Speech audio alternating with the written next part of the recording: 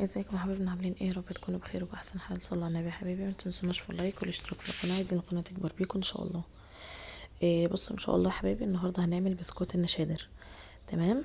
طيب عشان نعمل بسكوت النشادر هنحتاج ليه معلقه عذرا كوبايتين من السمنه.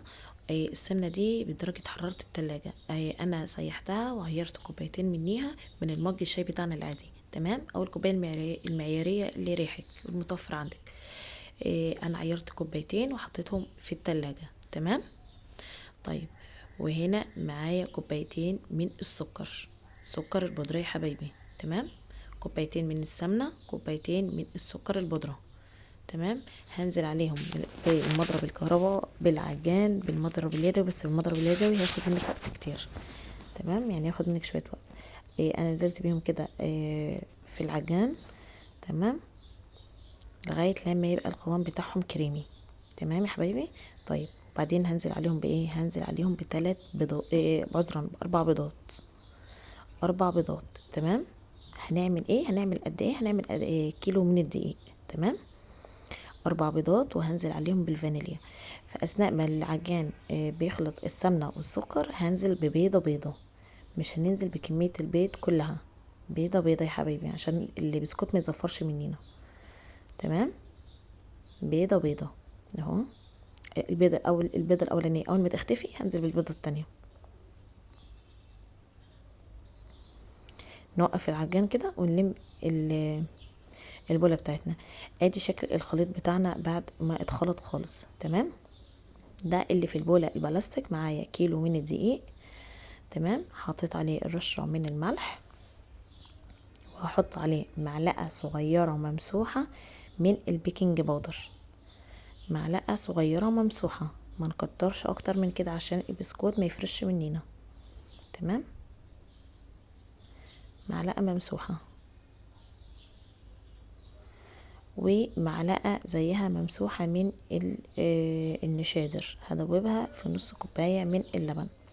ما ينفعش هنا نحط مية. يعني البسكوت عكس الكحك خالص. الكحك عادي ممكن نحط له مية وكده، اصلا احنا كده كده بنعمله بمية. لكن البسكوت لا، ما ينفعش نحط له مية، لازم نحط له لبن. تمام. ادي الخليط اللي خلطناه، السمنه والسكر والبيض، هنزل عليه بالدقيق. تمام اهو. وفي الحاله دي احنا بنلم الدقيق بالمكونات السايله بصوابعنا، مش بنعجن. تمام. الحلويات النواعم والبسكوتات ما بتتعجنش يا حبايب قلبي. تمام. هنا معايا نص كوبايه من اللبن، نزلت عليها بمعلقه ممسوحه من النشادر. تمام. هنقلبها كويس، وهننزل على المكونات بتاعتنا. تمام اهو. نقلبها كده كويس خالص، وبرضو نلم بصوابعنا، رشرش كده ونلم بصوابعنا. اهم حاجه بالله عليكم الكل اللي شاف الفيديو ومش مشترك في القناه يشترك في القناه ويفعل زر الجرس عشان يوصله كل جديد. وما تنسونوش في لايك كده ودعوه حلوه لكم بالمثل ان شاء الله. ادي بعد ما لمينا العجينه بتاعتنا، بص هنعرفها ازاي ان هي ناجحه. اول ما اجيب العجينه واقطمها كده تقطم معايا بكل سهوله، مش بتشد على اساس ان هي ما عملتش عرق وماده الجلوتين اشتغلت من العجن الكتير. تمام. هنا حطيتها بالمكنه وحطيت الموس وعملت العجينه دي بالمكنه مش في الكيس. تمام. مش في كيس الحلواني. فانا خدت المكنه بتاعتي وقعدت كده ما اقدرش اكمل في المطبخ يعني. تمام. ادي شكل البسكوت بتاعنا بعد ما طلع. طبعا هنشغل البسكوت عليه